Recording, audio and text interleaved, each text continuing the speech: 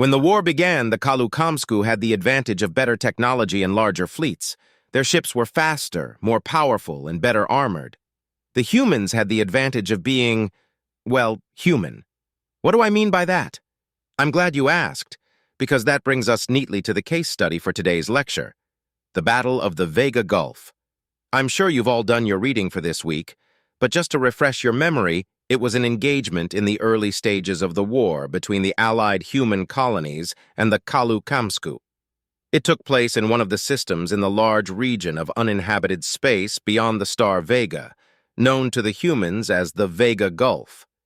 A small human fleet was moving towards one of their forward outposts near Kalukamsku space in order to link up with a larger force. There weren't enough escorts available, so it was taking a more circuitous route in the expectation that this would take it around the Kalukamsku fleets, which were trying to break through the humans' defenses around Lyra Epsilon. The humans hoped that by making a flanking attack into Kalukamsku territory, they could force those frontline forces to pull back and take the pressure off the front.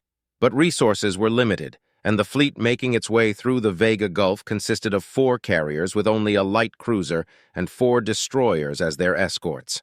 Obviously, having done the reading and being familiar with human ship designations, you can all see the inherent risk in such a mission. Destroyers are, yes, you at the back who for some reason thinks I won't see you if you don't make eye contact. What was that?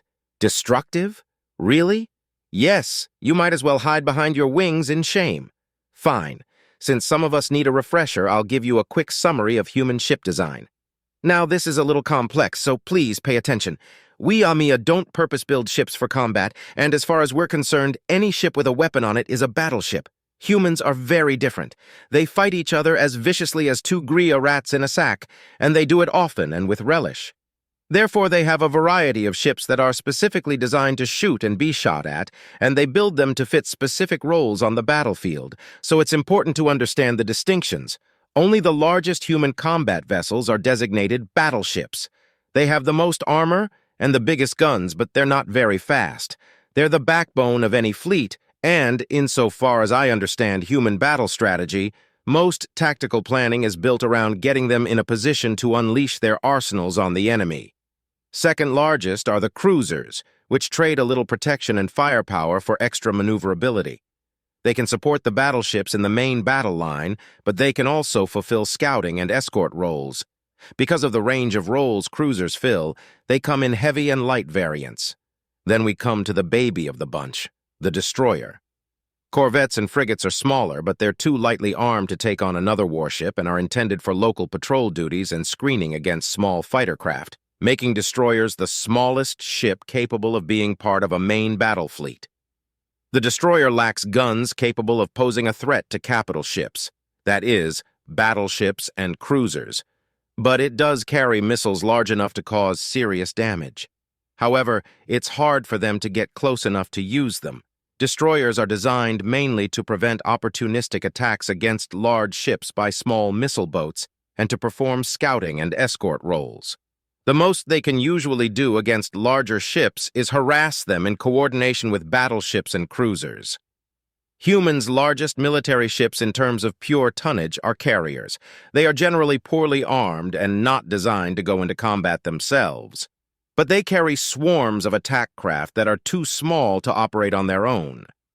Traditionally, carriers held the main offensive capability of a fleet, but due to improvements in point defense, carrier attack wings are of limited effectiveness against larger ships. They're still useful for harassing medium-sized ships and essential for any kind of planetary assault, so carriers usually double up as troop transports, housing the shuttles and vehicles necessary for a ground campaign. So at Vega Gulf, the humans had 4 carriers, massive and expensive ships that are nevertheless incapable of defending themselves in a straight-up fight. And they were being escorted by a single light cruiser, whose main asset is being able to strike fast and run away faster if it encounters a larger ship, and 4 destroyers, which aren't supposed to engage larger ships at all. You can imagine their shock when they stopped in an uninhabited system to make minor repairs and found it was in fact very much occupied by 15 Kalukamsku battleships. Human FTL drives are inefficient, Certainly nowhere near EMEA quality, and especially in this period they were poorly stabilized, causing wear and tear on their ships through gravitational distortion. The human fleet, under Admiral Hiram Hollis, was scheduled to make a 2-day stop along its route for maintenance. They decided to do this in a binary star system that, according to all their charts, didn't have so much as an automated science station. The carriers and the cruiser took up low orbit around one of the inner planets, where they would be hard to spot just in case there were any enemy scouts around, and started repairs, while the destroyers sat in high orbit on guard. The carriers periodically sent out small patrol craft, and it was during the 32nd hour of their layover that one of these reported seeing what could be engine flares nearby, which must have been hidden by the nearest sun until then. The fighter deviated from its patrol route to investigate, and 10 minutes later its teammates witnessed the blinking flashes of distant weapons fire as it was obliterated by the Kalu-Kamsku vanguard. The Battle of the Vega Gulf had begun. I use the word battleship to describe the Kalu-Kamsku force, but that isn't strictly speaking accurate. Like us, the Kalu-Kamsku don't design ships with combat in mind, and when they made the frankly very poorly thought-out decision to start a war with the humans, they had to retrofit a whole range of non-military vessels. In size and power, 5 of the Kalu-Kamsku ships present at Vega Gulf would be considered battleships by human classification. In fact, they were twice the size of the largest battleship humans had ever built. But there isn't a category above battleship. 8 of the others were of similar size, but had only been outfitted with an armament more comparable to a heavy cruiser's, while the remaining 2 were scout ships roughly analogous to a light cruiser. In short, calling the humans outgunned is like saying a supernova is quite hot. Admiral Hollis immediately ordered his ships to get underway and head for open space where they could jump to FTL safely. His assumption was that they were being ambushed. In fact, the Kalu-Kamsku hadn't even thought of the concept of an ambush at this point in the war.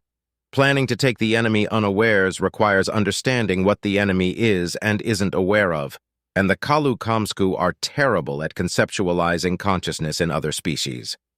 Like the humans, they had simply been sending more forces to the front by what they expected to be a quiet rout. It was pure bad luck that the 2 forces ran into each other. Well, bad luck for the humans, good luck for the Kalu-Kamsku. The carrier fleet stood little chance in a fight against even a single Kalu-Kamsku battleship, let alone 15 of them. Worse still, they also had almost no hope of outrunning them. The Kalu-Kamsku looked set to have the easiest victory of the war. Admiral Hollis gave the order to make a run for it, knowing full well it was likely futile, and that he'd led his fleet into a disaster. But the alternative was to give up and die, so make a run for it they did. As the slower carriers tried to get up to speed, the destroyers swung around behind them and started firing sandbags. What are sandbags, you ask? Humans, being experienced in combat, carry munitions designed to scatter tiny particles across a wide area between themselves and any ship trying to attack them. It disrupts sensors and can absorb or deflect some weapons, particularly energy-based ones. Essentially, the destroyers were throwing up a screen to cover the carriers as they tried to escape. The Kalu-Kamsku had no way of countering this, as before they ran into humans, it would never have occurred to them to do this. So the 15 Kamsku ships did basically the only thing they knew how to do and advanced, firing. The Kalu-Kamsku generally outfit their ships with lasers to take out space debris, but upon encountering humans and realizing the need for more firepower, they started fitting mass drivers to their newly converted warships. Basically just big magnetic catapults capable of sending a large mass very fast in the direction of whatever they wanted to destroy. Throwing solid slugs across space was slower than a laser, but they were very powerful and had the advantage of being able to cut through any cover. However, with the sand screen up, they couldn't target effectively. The human ships started to pull away, as projectiles whizzed by with 1,000 kilometers to spare, but they knew it was only a matter of time before the Kamsku's superior engines tipped the balance, and they closed to point-blank range. Knowing this, Captain Jerry Jordan of the destroyer UCN Fireworm decided to do something human. Disobeying Admiral Hollis's orders for the destroyers to follow the carriers out of the system, Fireworm turned around and started heading back through its own sand screen, slowly, because even a grain of sand can be deadly when you're traveling fast enough. It came out the other side and then waited and allowed the approaching Kamsku ships to get a little closer. The Kalu Kamsku didn't know quite what to make of this. They hadn't been able to scan the human fleet properly before the sand screen went up, and they didn't have a clear idea of what they were facing. The cloud of particles drifting through the system had the effect of scattering their scanning beams back at them, so although they could see Fireworm sitting just in front of the sand screen, they were having trouble determining her size. They had seen at least one carrier in the fleeing human fleet, and in their experience with humans, the carriers were always heavily defended, so they therefore made the logical yet completely erroneous deductive leap and decided Fireworm was a battleship. After all, nothing smaller than that would have a chance against them. This didn't worry them at first. It was still only one ship, and they kept coming. Then Fireworm fired her first missile salvo. Having totally misjudged Fireworm's size, the 10 missiles racing towards them looked about 5 times larger than anything else the Kalu Kamsku had encountered thus far. It didn't help that the missiles' engine flares were also reflected off the sand screen, making them look far more powerful. The Kalu Kamsku had already developed a healthy aversion to missile attacks from their other encounters with human warships, and developed strategies for dealing with them. The 15 Kamsku ships reacted in an almost textbook manner. They flipped 180 degrees and started accelerating directly away from the missiles, giving their laser batteries time to track and eliminate the chasing missiles. Fireworm ducked back into the sand screen. All of the missiles were shot down before they got anywhere near a Kamsku ship, but they'd served their purpose. The carriers had gained some distance, and the Kamsku now had to turn around and get up to speed again. At this point, Fireworm could have tried to rejoin her fleet and hoped that the Kamsku wouldn't catch them before they jumped to FTL, but Captain Jordan was very far from done. As the Kamsku ships approached the sand screen, Fireworm burst through it again, and this time she came out firing. One of the Kamsku's heavy cruiser-style ships started taking hits, and the Kamsku panicked and started to return fire.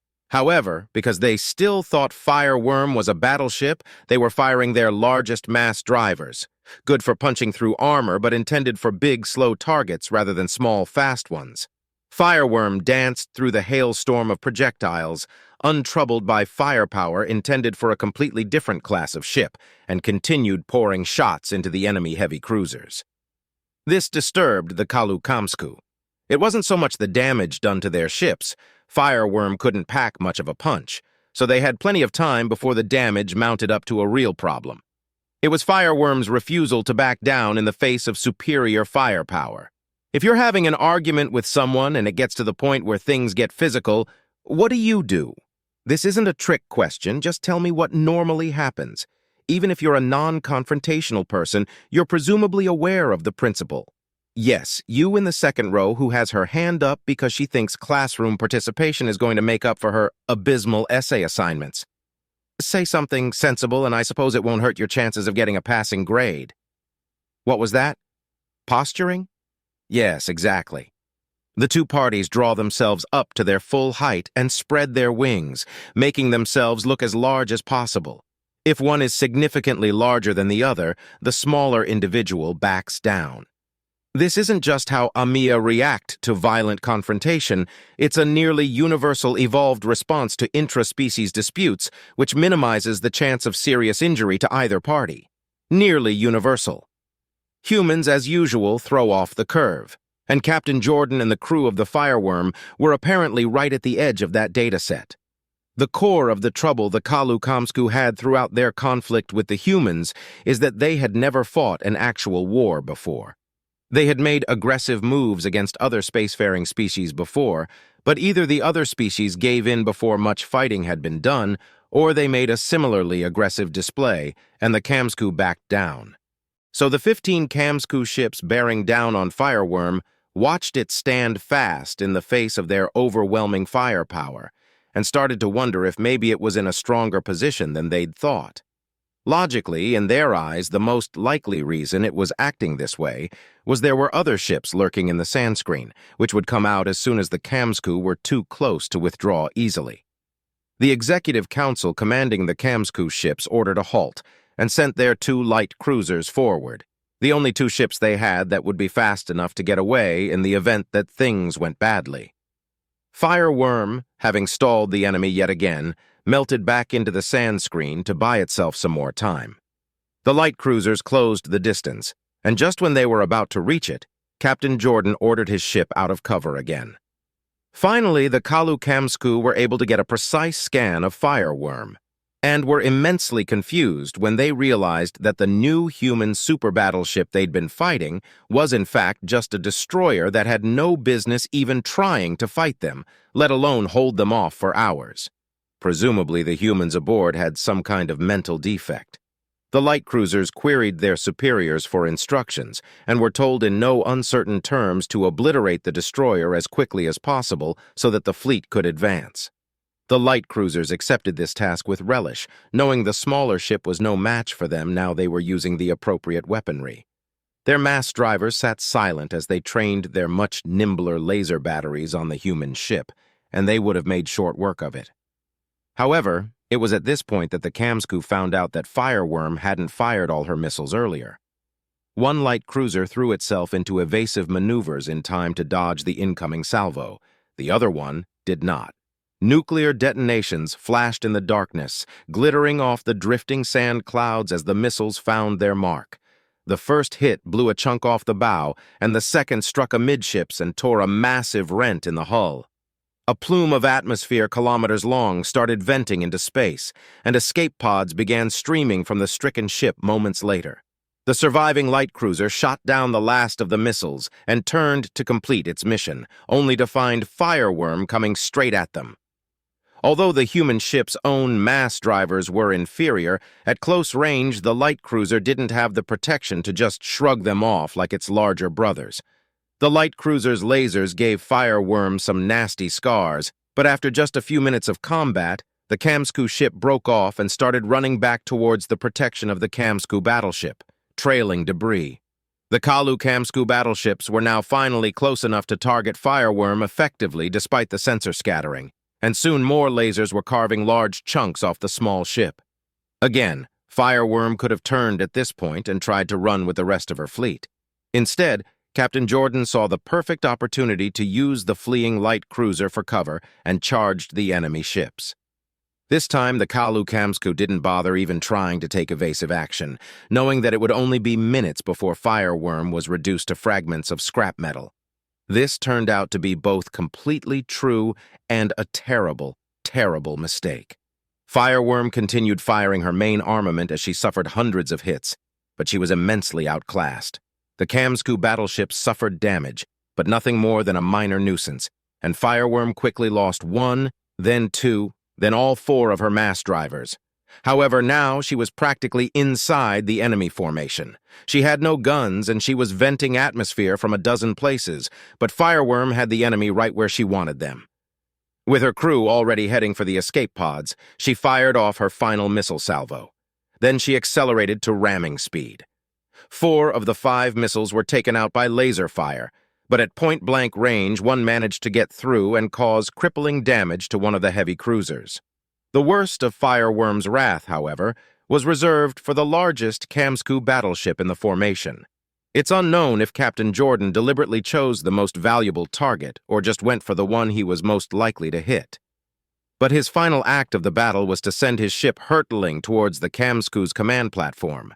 Fireworm was little more than a flaming wreck by this point, but her engines were still burning as she slammed into the enemy battleship. It was a glancing blow, but it still tore off a large section from the starboard side of the enormous Kamsku command ship.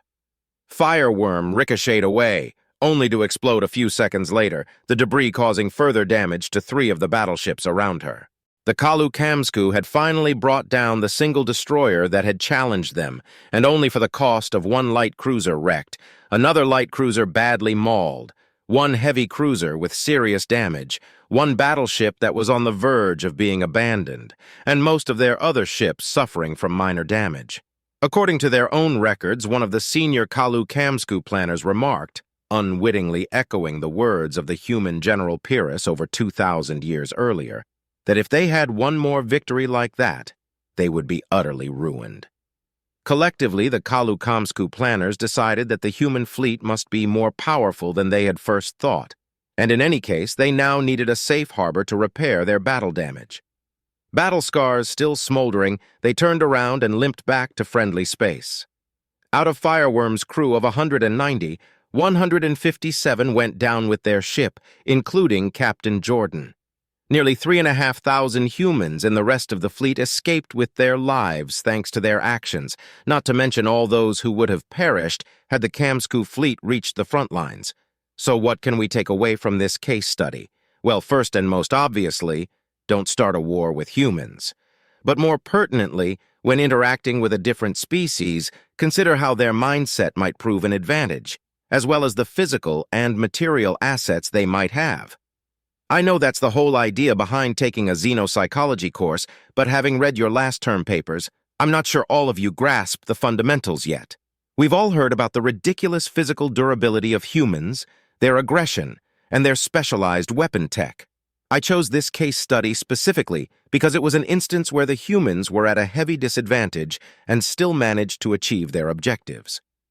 The Kamsku had all the advantages, and a single human ship still managed to stall them long enough for their fleet to escape, destroying or crippling several much more powerful ships in the process. Your task will be to explain how this happened, and why. Your essay title is The Limits of Technological Superiority, an analysis of the human-Kamsku conflict. Deadline is 10 days from now. I'll see you all in the lecture tomorrow where we'll be discussing trade relations between the Tok and the Ashoa and how the former managed to sell insulation garments to a world that has never seen a single snowflake. We'll pick up humans again next week once I've graded your essays, and so help me. Anyone who doesn't get at least a B will have to go to the Earth consulate to ask the humans why they're so very, very deadly in person. In psychology, we call that motivation. Now, I'm off to the cafeteria. I would say I'll see you there, but I suspect you're all heading straight for the library. Normally, I wouldn't give you too much direction, but because I'm a compassionate soul, and because I know I'm about to get 24 papers that can be summed up as humans are carnivores, I'll give you a hint. Look into human kinship customs and how the definition of family and brotherhood can extend beyond genetic relationship. The rest you'll have to figure out for yourself.